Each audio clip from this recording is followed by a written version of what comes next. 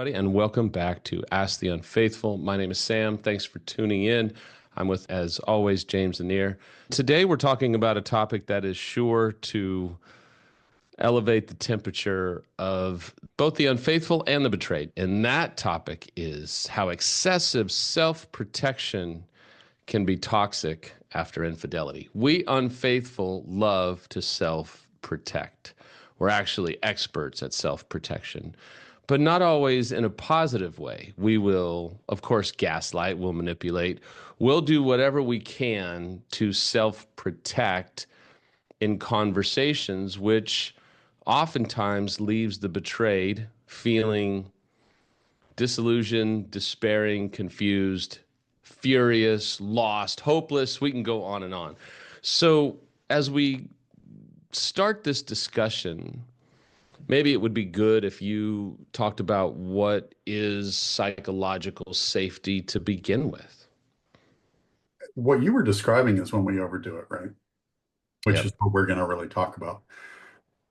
So I love that you described what was beyond psychological safety, that excess protectiveness. And I think it's really good to have a baseline of what really is psychological safety so that we can know, okay, that's what I'm aiming for.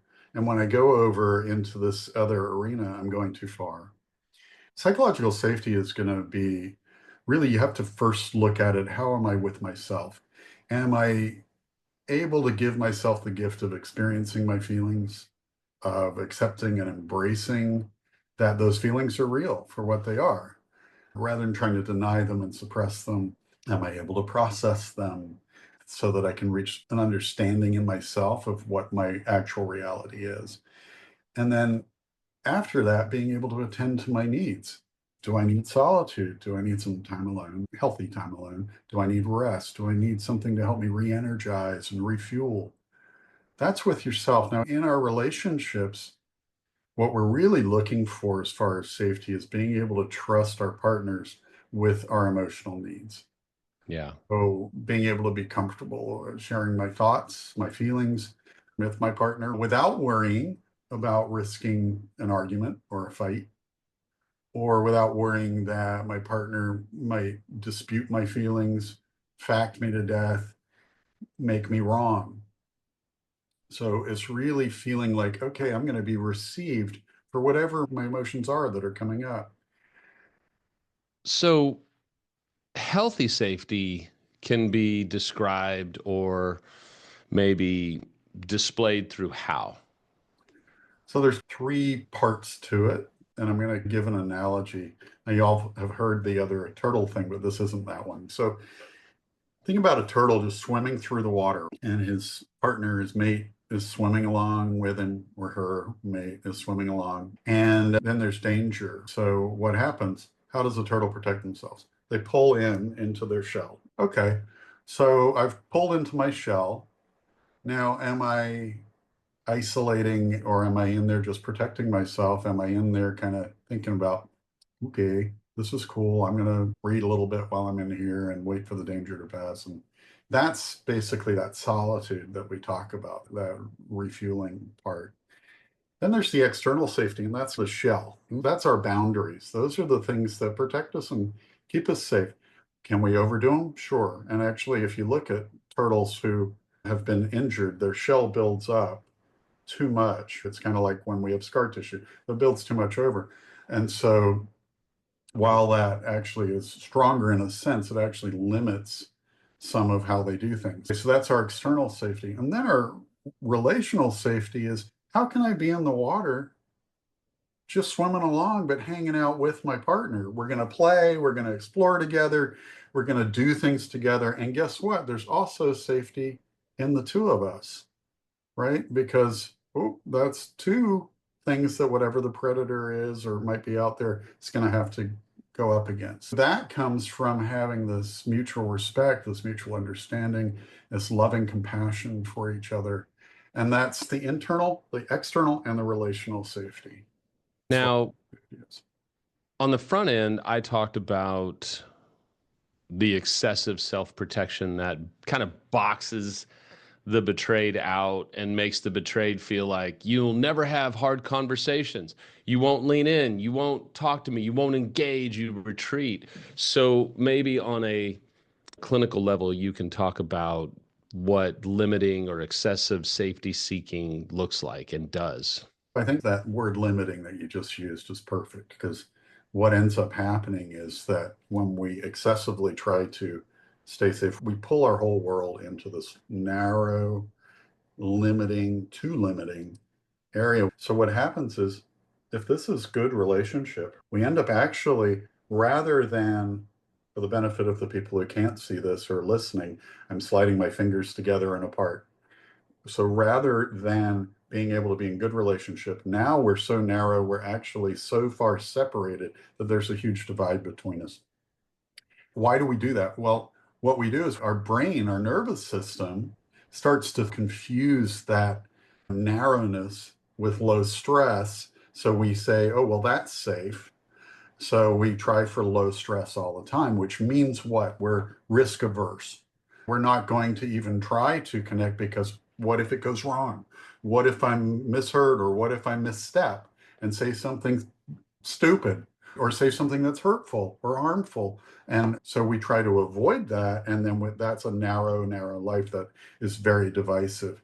What it also does is when we're in recovery, because we're going to be facing challenges, if our definition of safety is low stress all the time, it's going to create intolerable feelings of anxiety, depression, and so on. And when I say intolerable, that actually is maybe even a usual or a regular level of anxiety for somebody else.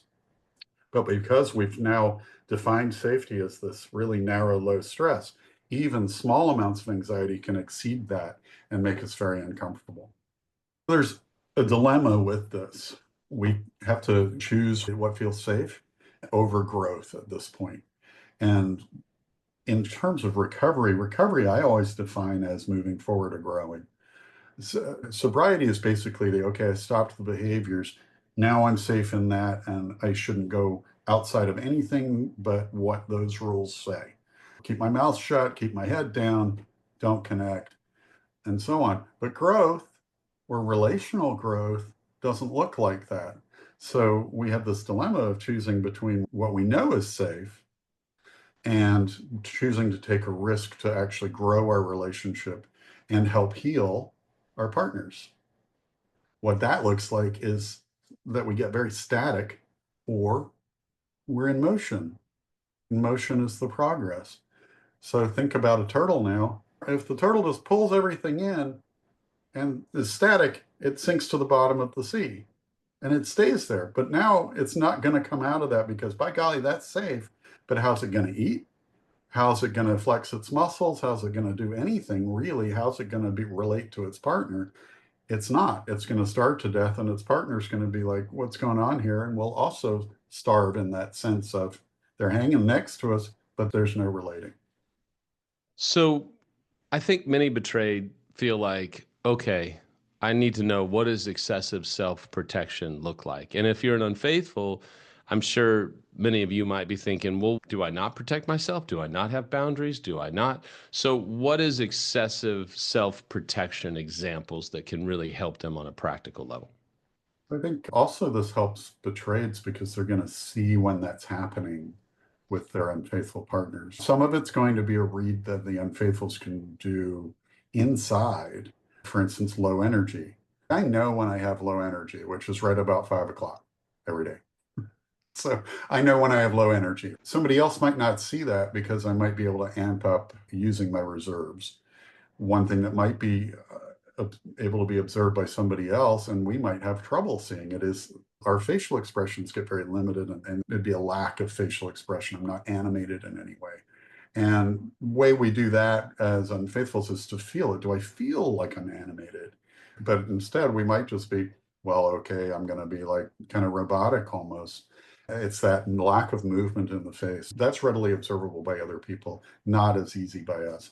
If we're isolating, and by isolating, I really do mean I just need to be alone, stay away from me. I don't want to talk to anybody. That's actual isolation rather than a choice to, you know what, I need some time to go and be with nature or help myself feel more alive and better if we are not feeling our feelings. So if we're actually dissociating or separating or can't quite touch our feelings, what am I feeling right now?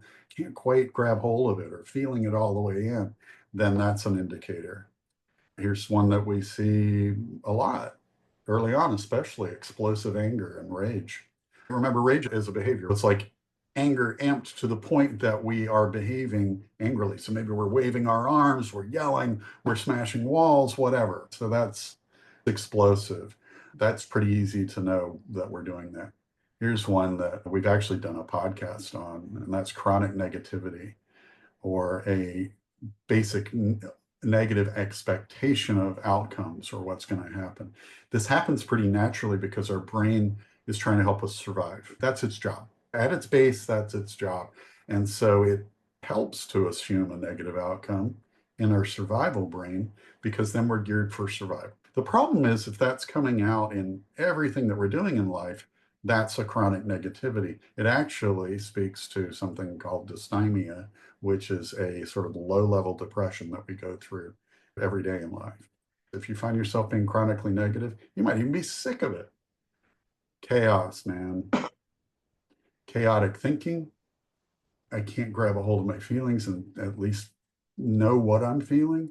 Sometimes I even invite chaos and overwhelm into my life, for example, by overcommitting to stuff. Or if you're like me, Mr. ADD, start a project, never finish it, and then you've got 20 different huge projects that you were really excited about, but you don't finish them. Guess what? Now you've got chaos because you've got clutter, you've got everything else. I know I'm ADD, but that can happen with everybody. So when we have chaotic thinking and feeling, that's a problem. I think we know that because the litmus test for that is how calm do I feel? Now, some people do excel at multitasking. I monotask because that's about the only way I can do things. If you find yourself thinking in very black and white terms, absolutes, never, always, this or that, living in extremes, basically, that's a huge indicator that this is going on because you've got no space for the gray. Unfaithful is a lot of us have a problem with gray and being in that space because it's just not an easy place to be. Nobody ever taught us to be in the gray. Okay, we have to start. So I'm not saying it would be that uncomfortable with gray means that you are excessively self-protecting. But if you're always in that black and white, then that's something to look at. Big one would be hypersensitivity to criticism. Whew. This is a hard one because we're beating ourselves up all the time too. So when somebody is critical of us when we've been beating ourselves up, we tend to take that at a very true level. They don't even have to, it could be just something positive. It could be some constructive criticism that then we take negatively. And so that hypersensitivity is an indicator. There's an upside to being hypersensitive. It actually means that you have the capability of being empathetic. So it's not all bad there. However, what we're talking about is to criticism, finding ourselves to be unpredictable. You can add unreliable in there as well, but reliability is more of a thinking thing. Unpredictability is much more of a driven thing, something that is behavior that we need to make ourselves far more aware of rather than saying, okay, I'm going to set an alarm to be on time. I'm going to learn how. Predictability is a little less controllable in that sense. So if we find that we're unpredictable or we're being told you're just so unpredictable, we got to look at that and take that pretty seriously. Blaming others or blaming ourselves completely versus actually trying to discern what's mine, what's somebody else's, and so on. In reality, discerning that. And the other one would be waiting for the other shoe to drop. If you're always waiting for things are going okay, when's that going to end? Or when's something going to just drop on my head? So it's kind of like that sword of Damocles where the sword is hanging by a thread over your head. If you've got that going on, then that's definitely an indicator as well. And I think 90% of unfaithfuls would attest to these behaviors. And that's why we're doing a podcast on this. It's normal, it's understandable. We do this, we did this in spades. So it's understandable that we would do this, but it's unhealthy. These are maladaptive coping mechanisms. These are things that are going to push our betrayed partner, male or female, away. And then we're going to sit here in the hallway going, what just happened? Why did this happen? There is a better way. So, how can we grow? How can we slowly but effectively push ourselves and get outside of this limited behavior or limiting safety that makes us feel somewhat safe, but pushes the people that we're trying to reconcile with away? I love that you said slowly, right? Because it is a growth thing. This is not a light switch. This is not a, oh, here's one side of it. I've got to switch to the other side. It really is a growth thing. It's a learning thing because it's kind of like, does that turtle just say, hey, everything's safe out there and throw their flippers out and stick their head all the way out and just start swimming? No, they're going to slowly put their head out and take a peek. Ooh, danger Yeah. gone. Okay. So we need to do that too. We need to be able to say, are things safe? What if I just put this little bit out there and see how that's handled so that I can start to build my own trust in the world? One of the ways that we do that is to have empathetic support. Other people outside of ourselves, and I'm not talking about your partner right now, although later on in recovery, as you start to advance in recovery, of course you can begin to work on co-regulation. We're talking about how do I self-regulate? Self-regulation sounds like, I'm going to stay within myself and figure this out. Not true. We learn how to self-regulate by having these empathetic supports outside of us. Of course, that can mean a professional. It can also mean a sponsor. It can also mean friends who just get who you are. They get your situation and they get who you are and they treat you with love and are supportive. And I'm not talking about filling you up with BS, right? Right. No co-signing here. This is about people who love you and want to support you in your progress. That's really vital. Empathetic support is extremely important because otherwise, how else are you going to be able to say, hey, I'm going to put this little bit that I'm scared of putting out there and then know that that person is going to take it safe or keep it safe for you. Isn't it also having a sense of structure? Because I know for me, I did live in chaos for so long. What helped me was being able to minimize the chaotic, squirrel, squirrel, and be able to say, I do this, and then I do this, and this helps me do this, and this is all I have room for right now. Absolutely. If we can make life a little more predictable, I'm not saying boring, but I am saying, okay, we've got a structure, we've got predictability. I get up at this time. When I get up, I have a cup of coffee and I read a newspaper. Just having these routines and this predictability. Oh, okay, now's the time for my meeting, or now's the time for me to do this. That makes things feel like you've got a lot more control over your own life. If you're not dealing with all this chaotic mess, it affords you the ability to be much more thoughtful about the life that you're living. Oh, I'm going to be doing this later with my partner. What might I think about or anticipate or consider going into that so that we can enjoy that or that it can be productive? If we live with more structure, we're going to have lower chaos, we're going to have increased clarity. I would put a cherry on top that says, I loved how you said, if we can be more thoughtful. If we can be more thoughtful and more intentional, I can hear every betrayed clapping right now, male or female. Man, if they would be more intentional and more thoughtful, I would feel closer to them, right? Yeah, intentional. That's probably a better word than thoughtful, honestly. Both, really. The results of that are going to be a feeling or a sense of more peace. And when we're more at peace, that's incredibly noticeable by our partners. And guess what? We're going to interact better because we're not going to be nearly as on the frayed edges there. We're going to be in a much more solid place. What about alignment with ourselves? Of course, that begs that huge question, who am I really? So that's a lifelong thing. Alignment with ourself, alignment with our own values, being in tune or self attunement with what we're feeling, with what we're going through, and being able to see what our stressors are. But also, I think it's really helpful to take an actual inventory of what are my abilities? What are my strengths? Because we do all these negative inventories all the time. I suck at this. I'm terrible at that.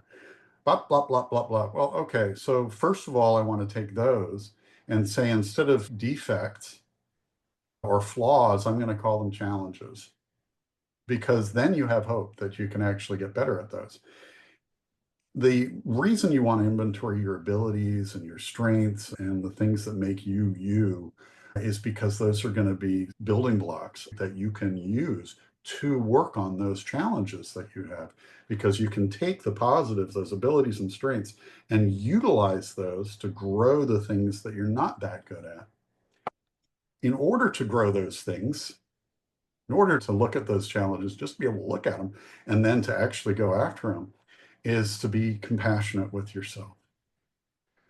We can easily beat ourselves up and say, those are just the facts, Jack, and pull ourselves up by our shirt collars. The deal would be, hey, let me put a hand on your shoulder and say, bud, I got you. This is hard work.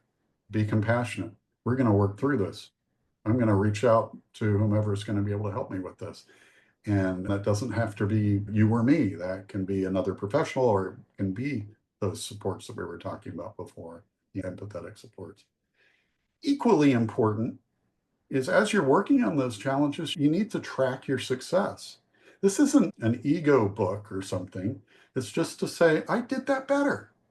And I'm growing. Hey, there's progress. There's not perfection, but there's sure progress. Or, I haven't seen a lot of progress from me.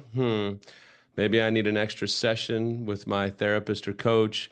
Maybe I need to get serious. I don't know. Maybe I need more sleep. I got to do other things. I support that. Self-reflection. Mm-hmm. Call it that, right? Yeah, for some people, making a list is going to be the most concrete and easiest way for them. For others, it's going to be a journal on how they're feeling about themselves and going, hey, you know what? I'm looking back at my last 6 months of journaling and going, wow, I've got less depression, less anxiety. I seem to be handling things better. You know what this does is it does make it concrete so you can look at it, and that gives you hope. Yeah. Well, hope really equals the drive to keep moving forward. Because without it, it's like if you don't do this in some way, how are you going to know that you're actually getting better? Because most of us live in this is my self assessment right now. And if we don't have that comparison, it's very hard to see just how much we've improved. And it's those improvements that are noticeable or that we take time to notice that are going to make us want more. It's great. And Guess what? You get to add those to your abilities list that you made as you gain them. Well, I think there's moments when couples have stabilization where they're out at dinner or lunch and they kind of go, like the funny meme, they kind of go, huh, look at us. We're getting along. We're talking. We're making decisions.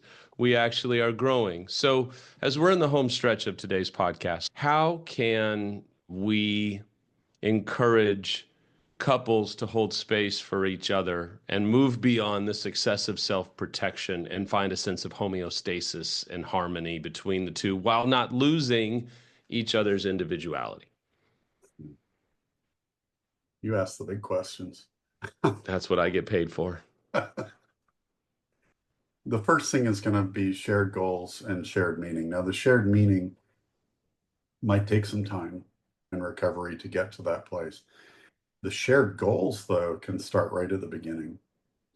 And then the promises that you make to each other to live in stability and safety need to be honored. You had added to our little outline that we use that you got to keep your promises, even the small ones, because breaking those small ones causes the betrayed to wonder if you can keep the big ones.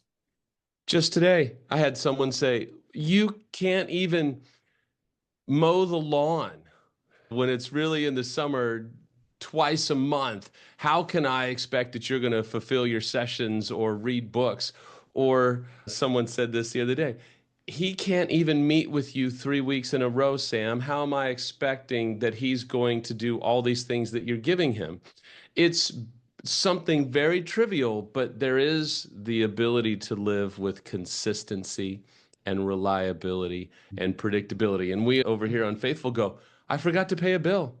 Why are they so mad that I forgot to pay a bill? Okay, let us break it down because it's about reliability and predictability. It may seem like they want perfection, but they just want you to keep your word. They just want you to do what you say you're going to do, right? Yeah, it really is on some level as simple as that. It's the violation of that or the not doing it actually has huge effects that we also talked about in another podcast not too long ago. And so, yeah, we have to be reliable. As you're breaking this down, I think both partners want stability. Who Sure. doesn't, right? Man, when you're going through the chaos and the aftermath of infidelity, what is a stable relationship post infidelity? It's that mutual commitment to each other to work on things. It's a firm commitment to the relationship. And there needs to be proof of this. It needs to be shown. So everybody think Missouri, the show me state, this is what it needs to be. And we need to see it. We're very much, especially when you're working through so much difficult stuff, it needs to be obvious. It needs to be Yeah. like, oh, look, there are those barricades with the flashing lights. Okay, oh, look, there's the billboard shining nice and bright. We need to be a bit obvious about it. And that's what that commitment needs to look like. Even if it's something like, well, why would I say that? That sounds really stupid. If you've got an opportunity to connect, don't do it terribly subtly at this point. You want to be able to be big on it. What is something, as you say that, what's something that the unfaithful just must do? All right. So they've got to have sobriety, period. There can be no question about that.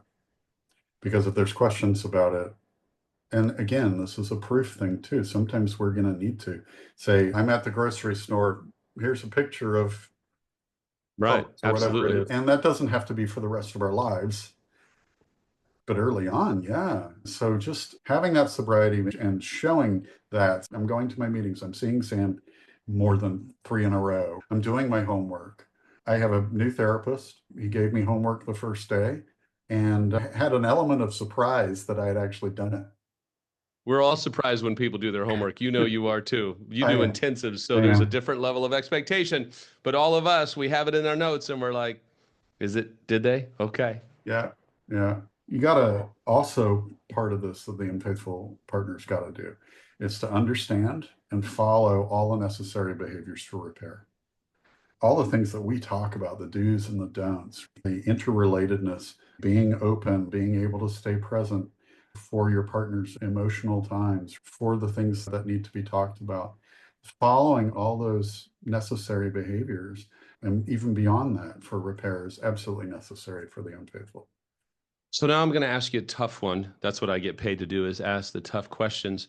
In order to have a stable relationship and to be able to minimize the self-protection to a fault, there is an expectation that the betrayed has to do something as well. What is a must do for the betrayed?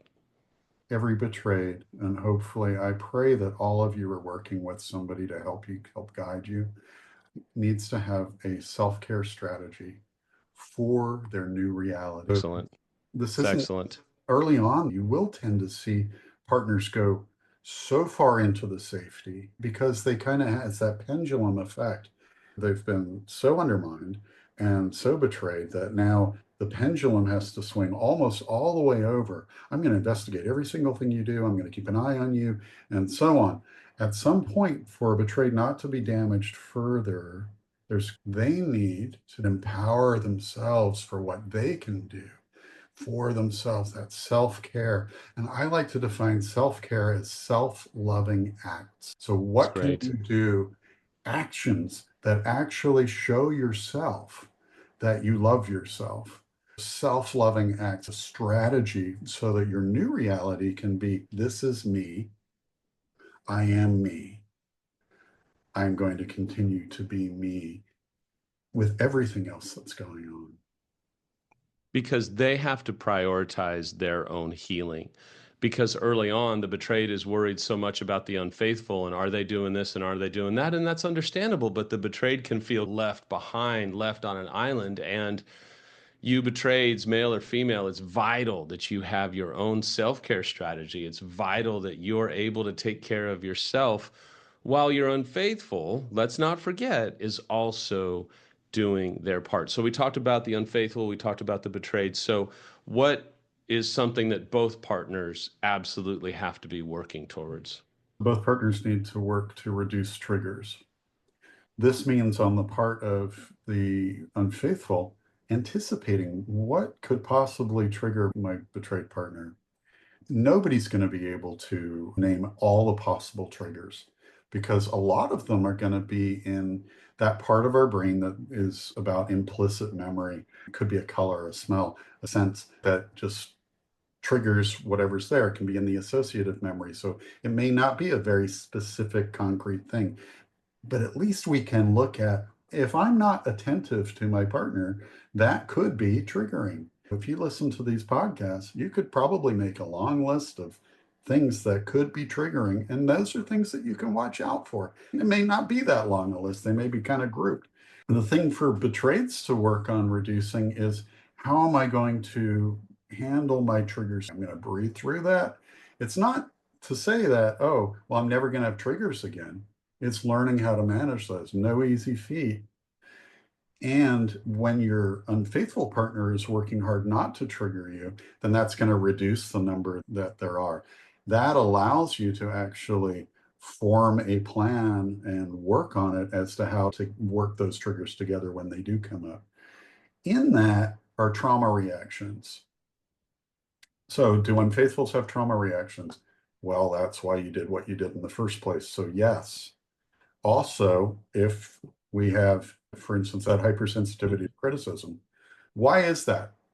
Probably we've had some sort of negative or traumatic event or series of events that have caused us to be so sensitive to it, looking out constantly for why is there criticism, and always being on the defense about that. So we can spiral in our own as well. This is not to give you ammunition, unfaithful. Yeah. This is to say that you can recognize I'm going down into that spiral. I better intercede before I get into an uncontrollable place. So you're working on that. You can do it in very similar ways. Breath work, hand over the heart and the tummy. Some of the things that we've talked about before. And betrayeds can do the same thing. That allows us to slow things down. We're activating our polyvagal system, and that allows us to slow down and actually intercept or intervene with these reactions before they become reactions. Again, it's a practice thing. You got to practice it, practice it. What do you do when you're trying to help a couple discern or distinguish or understand the difference between a victim approach and really just sharing emotions? This is also a longer lesson, and that is learning how to discern between what's your emotional reality. And we talked about that earlier. That's what am I feeling right now? Taking that step back and observing ourselves. That's going to give us the idea of what is actually going on for me emotionally versus, oh, there we go again. I'm going to be Right. under somebody's thumb, or I did something wrong. Anytime you hear that kind of internal voice, that's your victim. Anytime you hear the, ooh, I'm feeling a bit edgy right now, that is emotional discernment. And so you're able to then say, why am I edgy? See how that's so different. And then when you have a conversation, you can approach it differently. Excellent. So you mentioned something earlier, and I love it when you talk about it. You said no facting. What does it mean to fact someone, and what does no facting of your partner mean? I love the I feel statements. I think we should all use those. So let's say that I say, I feel really sad right now that you're in the space. Then let's say the person I'm talking to says, oh, come on, I'm not in that space. We talked about this. Number one, this, number two, this, number three, that. And what's happened is my feeling of being sad for them has now been dismissed. And that's facting. It's Sharon's term, of course. It's a great term. If we fact each other all the time, then there's no room for feelings. They get shoved aside, they get suppressed. And guess what? That always, always, always, always leads to resentment. And when we fact somebody, doesn't it reveal that we unfaithful oftentimes are afraid of emotions? And so we're just facting because it gives us a measure of control and self-protection, because Yeah. if we can just stay on the facts, then we don't have to talk about vulnerability, failure, shame, all of those things, right? So it does what? It limits our stress. We're going right back to that beginning definition of, okay, now we're limiting our space. And it does something else. It doesn't hold space for you and I to have differing feelings. There needs to be an agreement on what the facts are, but we've got to look at it and go, the primary thing, though, are the feelings. So we have to be able to hold space, even if we don't see any logical reason. It doesn't have to be any logical reason for why our partner's feeling those feelings or why we're feeling those feelings. It's a brilliant statement. And I want to end today with something you taught me so long ago, is that so often we unfaithful are trying to care for the trauma in our partner with logic. And let me tell you, and let James and I remind you, unfaithful, trauma is not logical. You need one day with a traumatized person trying to help them, soothe them, reach them to understand trauma is not logical. So it's about upping your game. You know, I wrote this down. It was so good, it grabbed me, about being intentional and being thoughtful. Because if we're intentional and thoughtful, we might actually be peaceful all in the same discussion or all in the same weekend, right? And so we're so glad that you all tuned in today. It is an honor to do this. We are incredibly grateful for every like, every comment, every follow, and we'd invite you, if you haven't, to like and follow and subscribe to the channel. If James or Sharon or myself can help you in your journey, all you've got to do is reach out to us at asktheunfaithful@gmail.com or leave a comment on one of the podcasts. We're so honored to reach you because we've made all of these mistakes and more. We'll see you next time on Ask the Unfaithful.